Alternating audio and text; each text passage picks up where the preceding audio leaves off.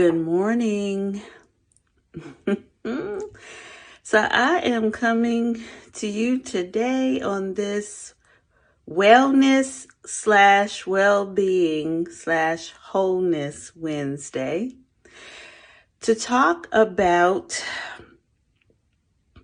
something that I shared in my journey to 60 little documentary. So if you haven't already watched it, please do me a favor and head over to my YouTube channel and watch it, listen to it. It's just 30 minutes long, so it's not super long. So when you have a little time, if you could go and watch it, that would mean a lot to me. So one of the things that I talked about on this journey of aging gracefully, which is my heart's desire, is which is the main reason why I needed to get from struggling with turning 60, such a big number in my head, to accepting it, not only accepting it, but rejoicing in it, is because I want to age gracefully. I'm grateful to God for, and excuse my congestion, I am grateful to God for His blessings and His faithfulness to me and keeping me and getting me to this milestone age. However, it's a lot that comes with getting older. For example, and I talk about this in the doc, menopause. So for those of you who may be in menopause or perimenopausal, or you're heading into perimenopause, I just wanted to make a quick video because I feel like so many things caught me by surprise, and maybe I should have studied up more. There are a whole list of symptoms, menopausal symptoms, which I don't have in front of me right now, but one of them is insomnia. Now, that's part of the reason why I sound like this too. Now, I live in Ohio and it's cold, so and I was running around in the rain yesterday. But also, when I don't get enough sleep, which too often I don't, I end up kind of sniffly usually. So what happened was the last two nights, so the night before last, I didn't get enough sleep. And then last night I got more, and it would have been adequate had I not basically been up all night the night before and only slept for, I don't know, 3 hours, maybe three hours or so. Insomnia. So if you mix menopausal insomnia with complex PTSD and the insomnia that can come from that, it's a lot. The truth is that I have never really slept well. I never remember sleeping really well, even as a child. And so it's something that I have struggled with. So then when you add one of the things on the list of menopausal symptoms is insomnia, it's like a double whammy.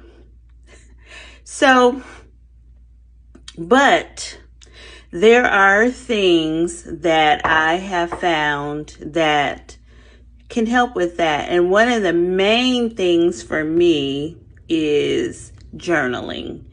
And I actually talked about this in one of my episodes of my Journaling Revelations podcast. So, and that's also on YouTube if you haven't listened to or watched that yet. I have 8 episodes up now, and I'm getting ready to add a 9th episode. I think I'm going to do 10 episodes and then take a break because I got some other stuff that I'm working on, and I'll probably upload the audio for those episodes to Spotify.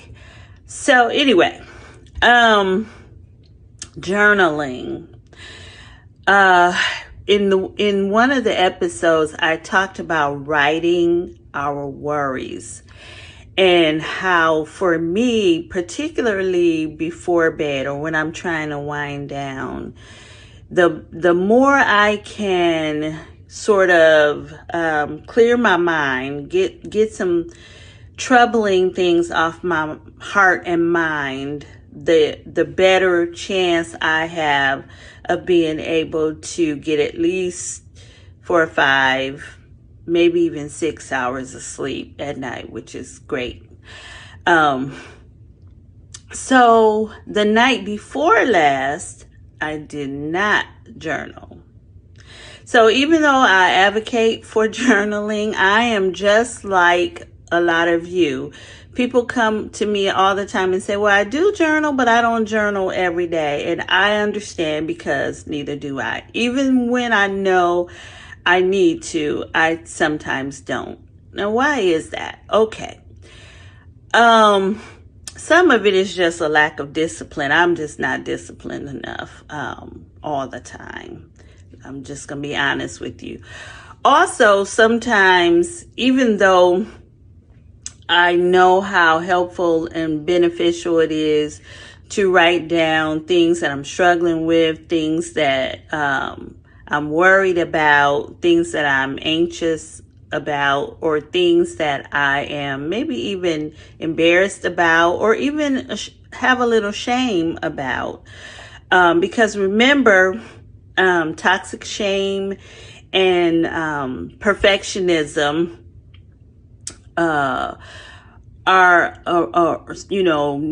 feeling the need to do everything right. Never say the wrong thing, do the wrong thing, elicit an unwanted reaction from another person, which of course is impossible, and we cannot control other people's responses. But I digress.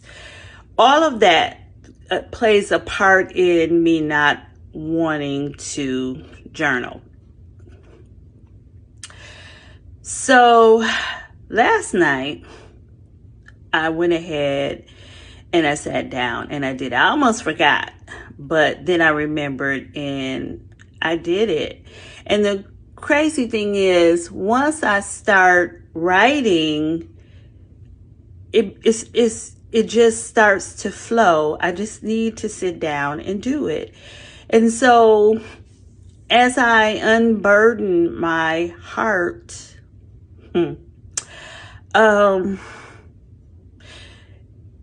I'm able to think clearly about it, gain a more balanced perspective. And as you know, many of you know, journaling for me is a form of prayer. And so as I'm writing and talking to God about it, I'm getting clarity. And it was actually something that I felt like I might not have handled a situation in the best way yesterday. Sometimes we get triggered, we get defensive. And it was one of those things with my hubby. And I was just asking God, do I need to apologize for this? And the answer is probably yes. Sometimes it takes us, we need a little time to process and know what we need to do, because often as trauma survivors, we over apologize. So that's another thing that I'll talk about on another Wednesday. But as far as helping with insomnia, try journaling before you go to bed, really. And even if you don't do it every night, just try to do it a few nights a week. I really believe that it will help you with your sleep. And so that's that.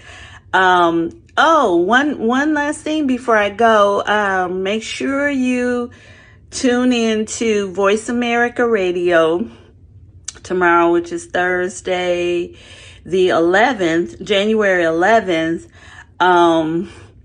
for my interview with the amazing and beautiful Dr. Jackson on her radio show, Living Strong, the Flip Side of Adversity.